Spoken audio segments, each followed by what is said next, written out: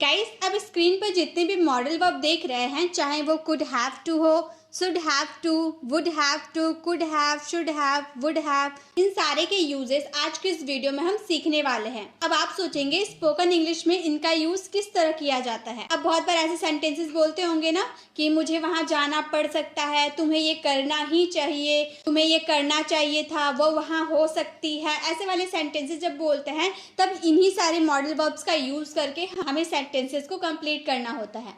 तो चलिए एक एक करके हम सारे यूजेस को सीखते हैं। सबसे पहला हमारा है could have to. Could have to का हिंदी मीनिंग होता है करना पड़ सकता है। कोई काम आप करना चाहो या ना चाहो, आपको करना पड़ सकता है, उसके लिए हमें कुड हैव टू का यूज करना होता है। सबसे पहले हम सब्जेक्ट यूज करेंगे, देन कुड हैव टू का यूज करेंगे, उसके बाद वर्ब का first form and the last object. अब टेंस और मॉडल में क्या डिफरेंस है? जो टेंस होता है ना, हमें वो फिक्स टाइम बताता है कि कोई भी काम किस टाइम पे हुआ है, लेकिन जो मॉडल वर्ब होता है ना, ये पॉसिबिलिटी को शो करता है। जितने भी मॉडल वर्ब है सब पॉसिबिलिटी को शो करते हैं, संभावना बताते हैं कि कोई काम हो भी सकता है, नहीं भी हो सकता है। लेकिन टेंस जो होता है ना, फिक्स बताता है कि हाँ वो काम हो ही सकता है। तो ऐसे यही डिफरेंस है टेंस और मॉडल वर्ब में। तो मॉडल वर्ब कोई सा भी हो, कुड हो, शुड हो, वुड हो, जो भी हो, वो पॉसिबिलिटी को शो करता है। तो यहाँ पे हम कुड की बात करें, ये भी पॉसिबिलिटी को शो कर रहा है। जैसे उसे वहां जाना पड़ सकता है। मान लो उसके भाई शादी में जाने वाले थे, लेकिन उनके भाई को कहीं जाना था इसलिए वो नहीं गए, तो उसे जाना पड़ सकता है। उसके भाई नहीं गए इसीलिए उसे वहां जाना पड़ सकता है, हम बोल सकते हैं he could have to go. सबसे पहले हमें सब्जेक्ट लगाना था, उसे के लिए हम सब्जेक्ट लगा दिए ही।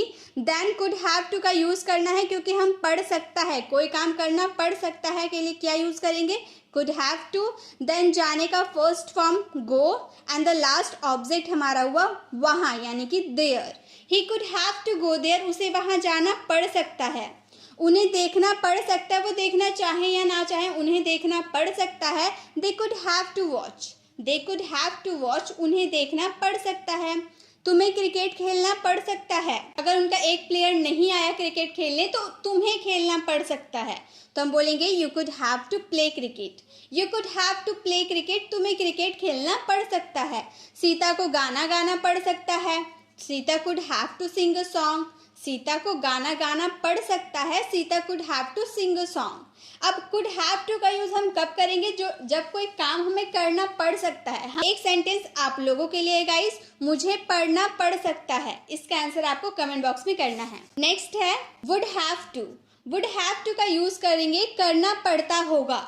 अब यहाँ पे आप ध्यान दीजिए, गा गेगी आ रहा है ना, गा गेगी आ रहा है, इसका मतलब ये नहीं कि हम फ्यूचर में बात कर देंगे, क्योंकि हम लोगों ने सीखा है टेंस में जिसके भी लास्ट में गा गेगी आता है उसमें हम विल का यूज करते हैं फ्यूचर के बारे में बताने के लिए। लेकिन हम वुड का यूज तब करेंगे जब हम प्रेजेंट की पॉसिबिलिटी को बताएंगे, करना पड़ता होगा। हमें नहीं पता कि वो ये काम करता है या नहीं। मान लो आपका फ्रेंड है राम, आप राम के घर गए। जब आप राम के घर पहुंचे तो आपने देखा कि राम खाना बना रहा है, तो आप उस समय राम को देखकर आप अपने मन में ये सोच रहे कि राम को खाना बनाना पड़ता होगा, वो हमेशा बनाना पड़ता होगा उसको। अब ये नहीं पता है आपको कि वो हमेशा बनाता है या नहीं, ये आपको नहीं पता है। आप अपनी पॉसिबिलिटी के हिसाब से बता रहे हो कि राम को खाना बनाना पड़ता होगा।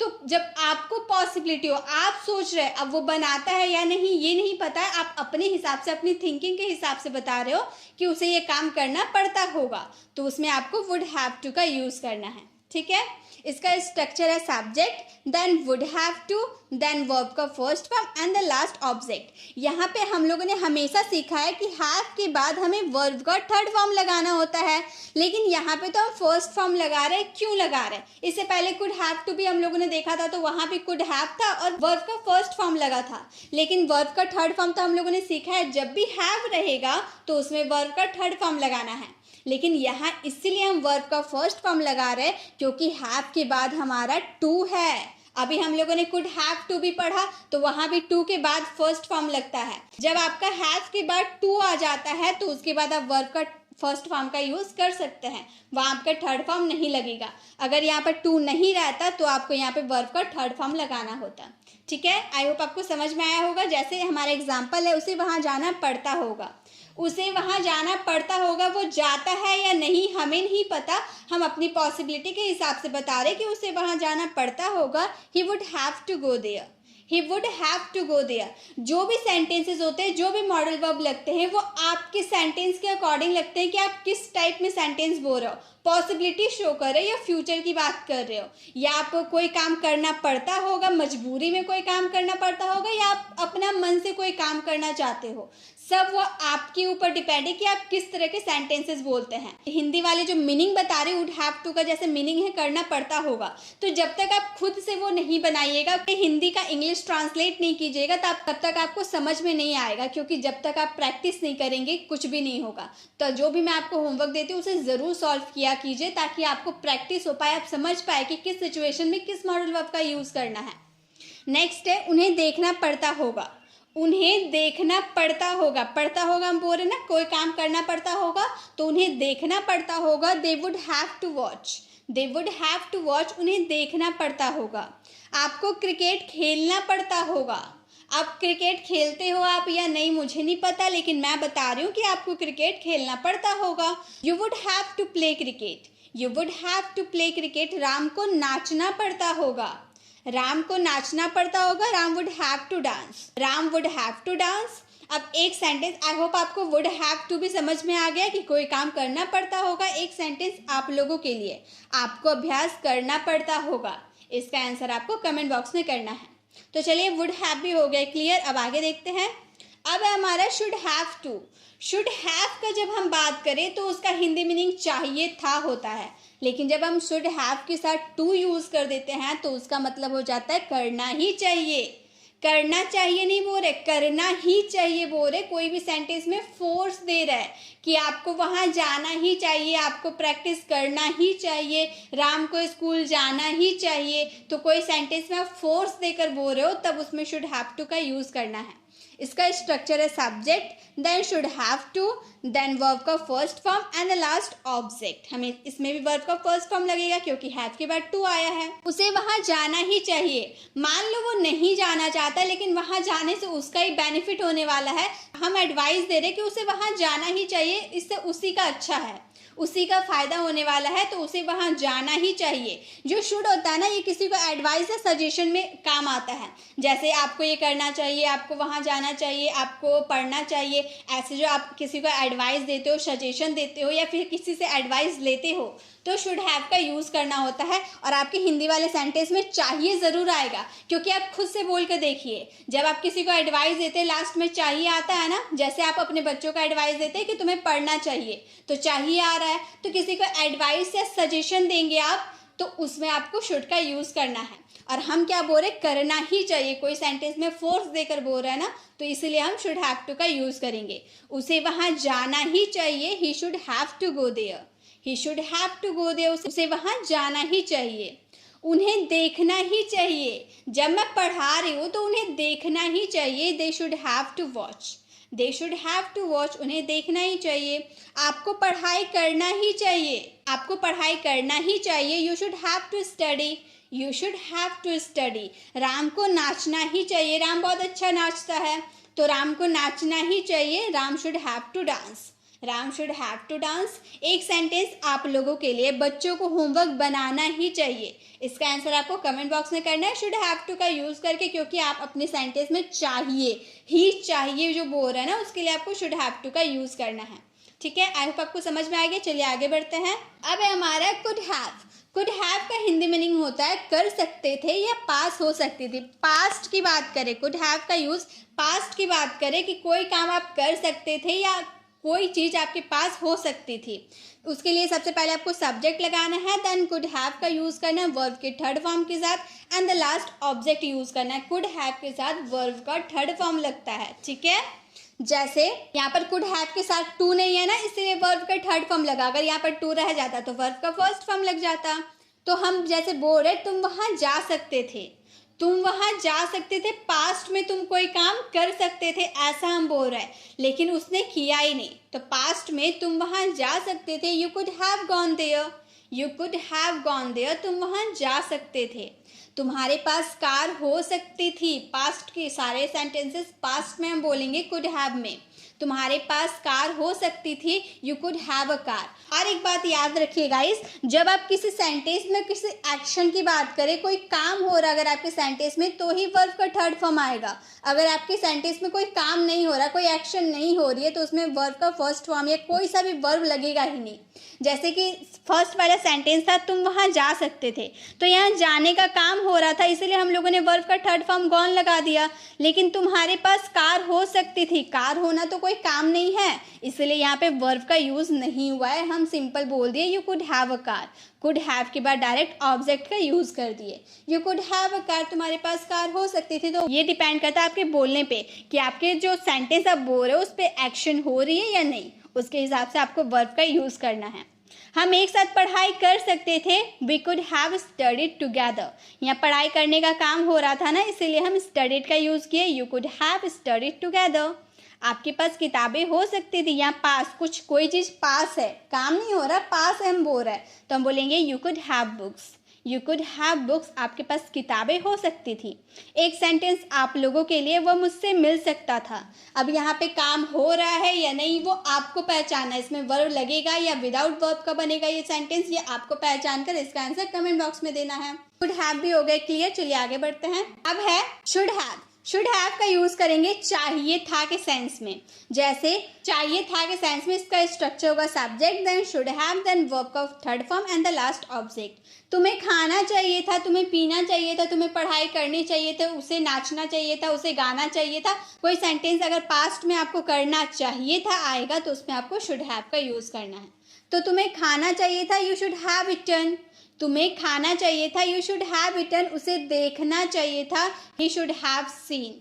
उसे देखना चाहिए था, ही शुड हैव सीन। हमें बोलना चाहिए था, वी शुड हैव स्पोकन। हमें बोलना चाहिए था, वी शुड हैव स्पोकन। उसे मेरे घर आना चाहिए था, he could have come to my house. He should have come to my house. उससे मेरे घर आना चाहिए था।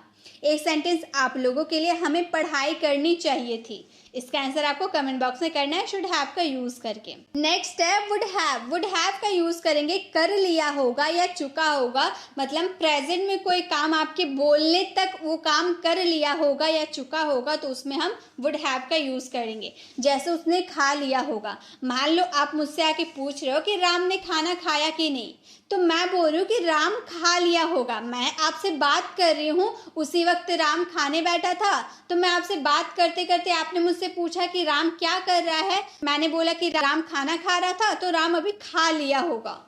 मेरे बोलने तक राम अपना खाना फिनिश कर चुका होगा, तो उसमें हम वुड हैव का यूज़ करेंगे। लेकिन अगर हम फ्यूचर की बात करते कि आने वाले समय में वो खा लिया होगा, तो उसमें हम विल का यूज़ करते। लेकिन हम प्रेजेंट की बात करें, आपने जब मुझसे पूछा उसी वक्त राम खा रहा था, उसी वक्त मैंने बोला कि राम खा लिया होगा। ठीक है, तो उसने खा लिया होगा, he would have eaten.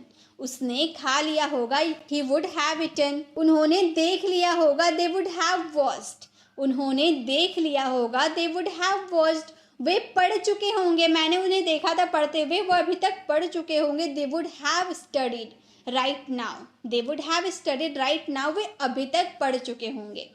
Rohan खेल चुका होगा, Rohan would have played. Rohan खेल चुका होगा, रोहन वुड हैव प्लेड। तो आई होप आपको वुड हैव भी समझ में आ गया। एक सेंटेंस आप लोगों के लिए है, आप वीडियो देख लिए होंगे, इसका आंसर आपको कमेंट बॉक्स में करना है। नेक्स्ट है वुड बी। वुड बी का यूज करेंगे होगा, रहे होंगे या होगी का सेंटेंस में। जब आपके सेंटेंस में कोई काम हो रहा होगा, जैसे राम टीवी देख रहा होगा, बच्चे पढ़ रहे होंगे, मोहन खेल रहा होगा। जैसे आप मेरे सामने आए और मुझसे पूछे कि राम क्या कर रहा है, तो मैंने आपको बोला कि राम खेल रहा होगा। तो मैं फ्यूचर की बात नहीं कर रही हूँ कि आने वाले समय में राम खेल रहा होगा, फ्यूचर की बात मैं नहीं कर रही हूँ, मैं अभी की बात, जब आपने मुझसे पूछा तभी मैं आपको बता रही हूँ कि राम खेल रहा होगा। क्योंकि मैं जब घर से बाहर निकल रही थी तो मैंने देखा राम खेल रहा था, अभी भी वो खेल रहा होगा। ऐसे वाले सेंटेंस में आपको वुड बी का यूज़ करना है। इसका स्ट्रक्चर सिंपल है, subject then would be and the last object. अगर आपके सेंटेंस में कोई एक्शन हो रही है तो उसमें आपको वर्ब का फोर्थ फॉर्म लगाना है। अगर कोई एक्शन नहीं हो रहा तो डायरेक्ट आपको ऑब्जेक्ट लगा देना है, ठीक है। अब वर्ब का फोर्थ फॉर्म क्यों होगा, क्योंकि कोई काम जब कंटिन्यू चलता है तो उसमें वर्ब का फोर्थ फॉर्म ही लगता है। मोहन टीवी देख रहा होगा, यहाँ पे एक्शन हो रहा ना, देखने का काम हो रहा है यहाँ पर, तो हम बोलेंगे Mohan would be watching TV. Watching verb का फोर्थ फॉर्म हो गया, Mohan would be watching TV. वह घर पर होगा, घर पर होना कोई काम नहीं है, कोई एक्शन नहीं हो रही है, तो हम बोलेंगे he would be at home. यहाँ पे वुड बी के साथ डायरेक्ट ऑब्जेक्ट लगा दिए, he would be at home, वह घर पर होगा। वह खेल रहे होंगे, यहाँ पर खेलने का काम हो रहा है तो बोलेंगे they would be playing, they would be playing, वह खेल रहे होंगे। वह पढ़ रही होगी, शी वुड बी स्टडिंग, वह पढ़ रही होगी, शी वुड बी स्टडिंग। एक सेंटेंस आप लोगों के लिए, पापा ऑफिस में होंगे। इसका आंसर आपको कमेंट बॉक्स में करना है और आपको ध्यान से इसमें कोई एक्शन हो रही है या नहीं उसके अकॉर्डिंग आपको वर्ब का यूज़ करना है, ठीक है। नेक्स्ट है हमारे शुड बी। शुड बी का यूज़ करेंगे होना चाहिए या रहा होना चाहिए, कोई काम कर रहा होना चाहिए, जैसे उसे घर पर होना चाहिए, राम को खेल रहा होना चाहिए, पापा को ऑफिस में काम कर रहा होना चाहिए, मम्मी को खाना बना रहा होना चाहिए। ऐसे वाले सेंटेंस में आपको शुड बी का यूज़ करना है। इसका structure subject then should be then object, और इसमें भी सेम आपको फॉलो करना है। अगर आपको इसमें कोई एक्शन हो रही है तो वर्ब का फोर्थ फॉर्म का यूज़ करना है शुड बी के बाद, ठीक है। शुड बी के बाद वर्ब का फोर्थ फॉर्म, उसके बाद ही आपको ऑब्जेक्ट का यूज़ करना है। लेकिन अगर आपके सेंटेंस में कोई एक्शन नहीं हो रही है तो डायरेक्ट शुड बी के साथ ऑब्जेक्ट का यूज़ कर देना है। जैसे उसे घर पर होना चाहिए, घर पर होना कोई काम है नहीं है, तो इसमें हम वर्ब का यूज़ नहीं करेंगे, बोलेंगे he should be at home, he should be at home, उसे घर पर होना चाहिए।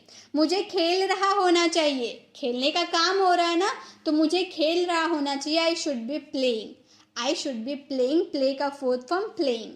उसे पढ़ रहा होना चाहिए, she should be studying, she should be studying, उसे पढ़ रहा होना चाहिए। आपको अभ्यास कर रहा होना चाहिए, you should be practising, you should be practising. एक सेंटेंस आप लोगों के लिए है, उसे साथ में पढ़ रहा होना चाहिए। इसका आंसर आपको कमेंट बॉक्स में करना है। इसमें भी आपको ध्यान देना है कि इसमें वर्ब लगेगा या नहीं लगेगा। Next and the last, could be. Could be का यूज़ करेंगे हो सकती है या किया जा सकता है, कोई काम हो सकता है, जैसे वह वहाँ हो सकती है, कोई लड़की है वो वहाँ हो सकती है, ऐसी पॉसिबिलिटी है हमें, तो हम बोलेंगे शी कुड बी देयर। यहाँ पे अगर हो सकती है तो हम बोलेंगे, एक मीनिंग इसका निकलता है हो सकती है, जिसमें आपको subject then could be then object use करना है।